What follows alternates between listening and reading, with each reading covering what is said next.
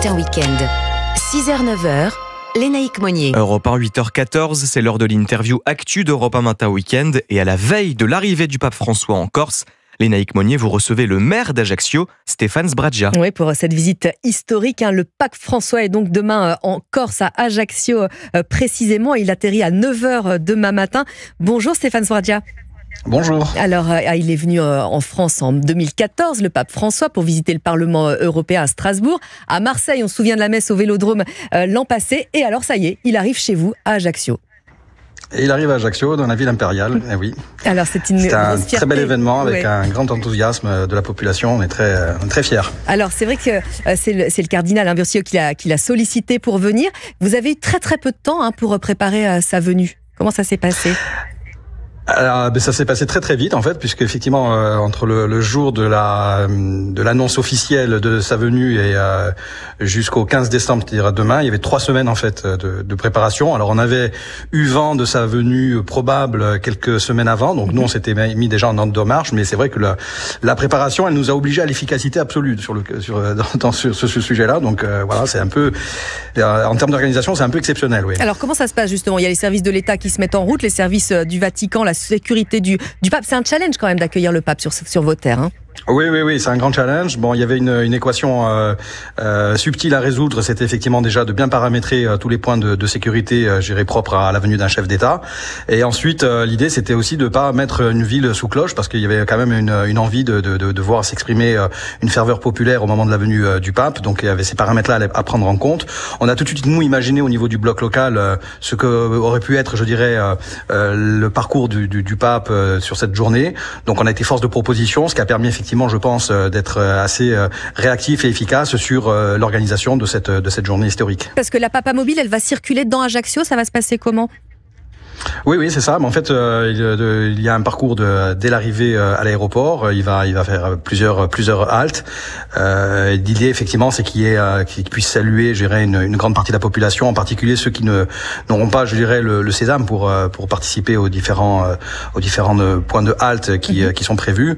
Mais l'idée, effectivement, c'est qu'il y ait une déambulation et que les visiteurs et les Ajacciens puissent eux aussi déambuler tout au long de la journée. Et alors, ils seront combien les chanceux à pouvoir approcher un petit peu le pape lors de cette déambulation, Stéphane Sbradja ?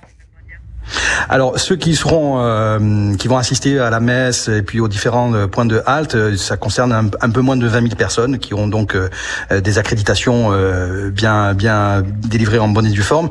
Mais ensuite dans la ville, il y aura 50 000, 60 000 personnes qui vont pouvoir déambuler, parce qu'en fait il y a très peu de restrictions en termes de circulation piétonne. J'entends, parce que la circulation voiture est parfaitement interdite.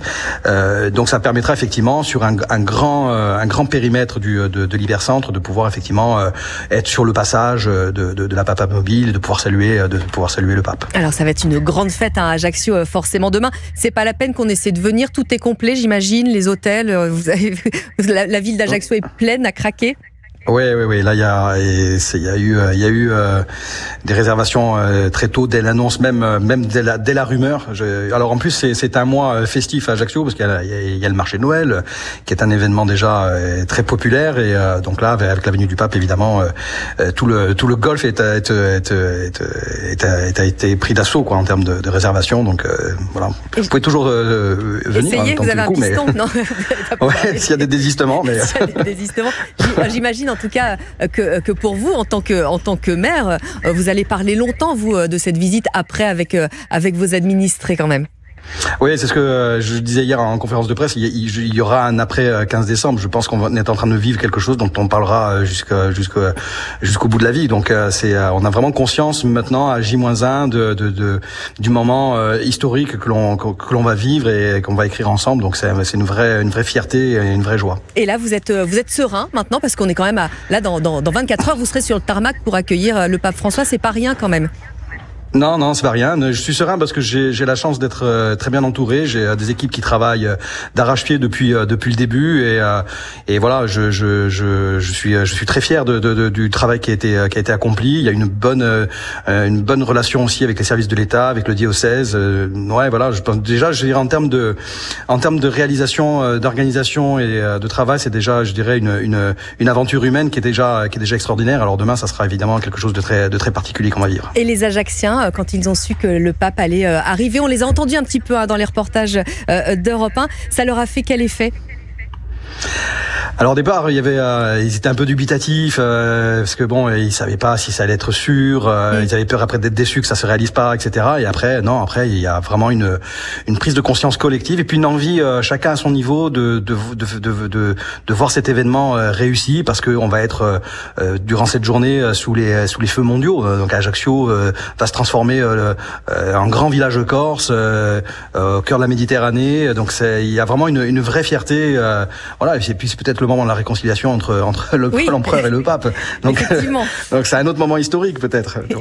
Et avec un petit, alors, je vais pas dire une revanche non plus, mais le fait qu'il soit pas allé à Notre-Dame et qu'il vienne plutôt chez vous, j'imagine que là aussi ça vous plaît. Alors, c'est sûr que c'est pas sans nous déplaire. C'est sûr que c'est quelque chose qui est, voilà, ouais, non, c'est c'est un joli clin d'œil. Et ce sera un beau moment à vivre pour tous les Ajacciens, tous les Corses et tous les touristes, parce qu'il y aura évidemment beaucoup de monde et vous les accueillerez demain. Stéphane Sbragia, maire d'Ajaccio. Ouais. Merci, on vous souhaite une excellente journée. Merci demain, à vous et aussi. À très bientôt sur les antennes d'Europe 1. À bientôt. Une interview à retrouver partout en podcast quand vous le souhaitez sur le site europe1.fr et sur l'application Europe 1.